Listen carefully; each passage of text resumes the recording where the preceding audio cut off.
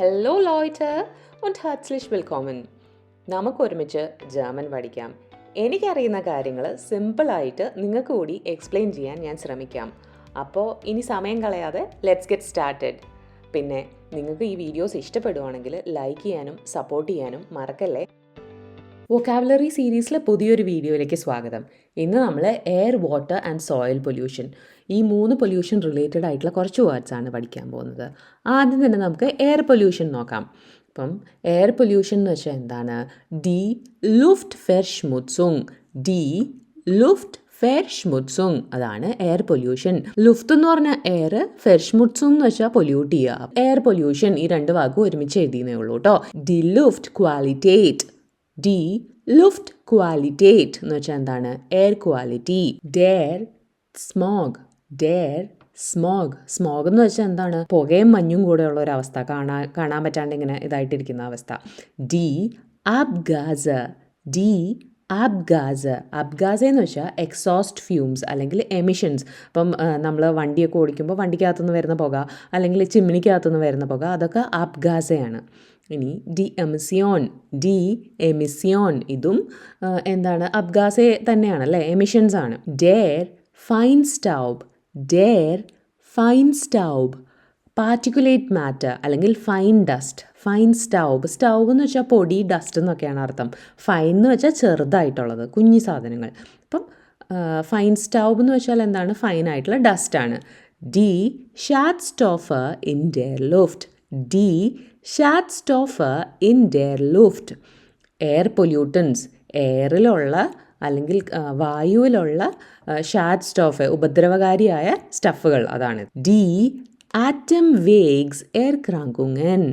D ആറ്റം വേഗ്സ് എർക്രാങ്കുങ്ങൻ എന്ന് വെച്ചാൽ എന്താണ്? Respiratory disease. ആറ്റം എന്ന് വെച്ചാൽ എന്താണ്? നമ്മുടെ ശ്വാസം.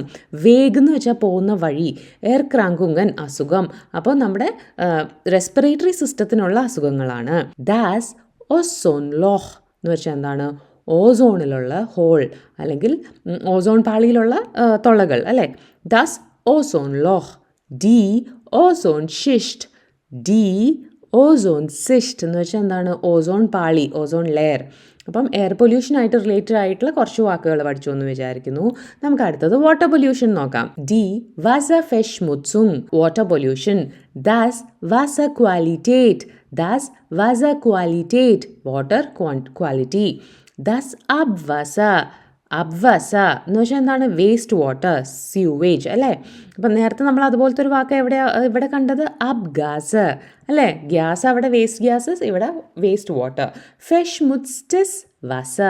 ഫെർഷ്മുട്സ്റ്റസ് വാസ എന്താണ്? പൊല്യൂട്ടഡ് ആയിട്ടുള്ള വാട്ടർ, പൊല്യൂട്ടഡ് ആയിട്ടുള്ള വെള്ളം. ദാസ് ഗെവെസർഫെർഷ്മുട്സുങ്.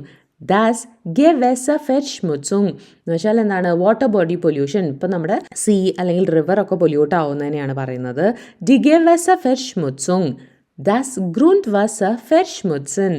ദാസ് ഗ്രൂണ്ട്വാസർഫെർഷ്മുട്സൻ to pollute the ground water. അതായത് ഭൂമിയുടെ അടിയിലുള്ള വെള്ളം പൊല്യൂട്ട് ആവുന്നതിനെയാണ് ഗ്രൂണ്ട്വാസർഫെർഷ്മുട്സൻ എന്ന് പറയുന്നത്. ഡി ഊൾപെസ്റ്റ്. ഡി ഊൾപെസ്റ്റ് എന്ന് വെച്ചാൽ ഓയിൽ സ്പില്ലേജ് അല്ലേ. ഫോർ എക്സാമ്പിൾ ഒരു ഷിപ്പ് കടലിൽ മറിഞ്ഞിട്ടുണ്ടാവുന്ന ഓയിൽ സ്പില്ലേജ്. ഡി ഷെമിഷ് ഫെർഷ്മുട്സുങ്. ഡി ഷെമിഷ് ഫെർഷ്മുട്സുങ് എന്ന് വെച്ചാൽ കെമിക്കൽ പൊല്യൂഷൻ. ഡി മേരസ് ഫെർഷ്മുട്സുങ് എന്ന് വെച്ചാൽ എന്താണ്? ഓഷൻ പൊല്യൂഷൻ, കടലുകളിലുള്ള പൊല്യൂഷൻ. ഡി മേരസ് ഫെർഷ്മുട്സുങ്.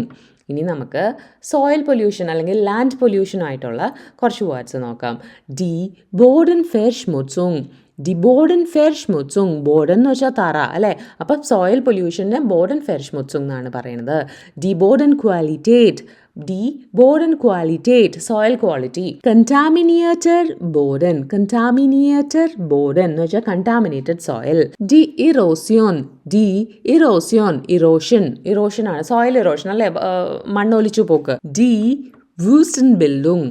ഡി വൂസ്റ്റൻ ബിൽഡിംഗ് അല്ലെങ്കിൽ ഡി ഡിസർട്ടിഫിക്കേഷൻ. ഡി ഡിസർട്ടിഫിക്കേഷൻ എന്ന് വെച്ചാൽ എന്താണ്? മരുഭൂമികൾ ഉണ്ടായി വരിക. പൊല്യൂഷൻ റിലേറ്റഡ് ആയിട്ട് കുറച്ച് വാക്കുകൾ പഠിച്ചു എന്ന് വിചാരിക്കുന്നു. അടുത്തൊരു വീഡിയോ ആയിട്ട് വരുന്നത് വരത്തേക്കും ചൂസ്.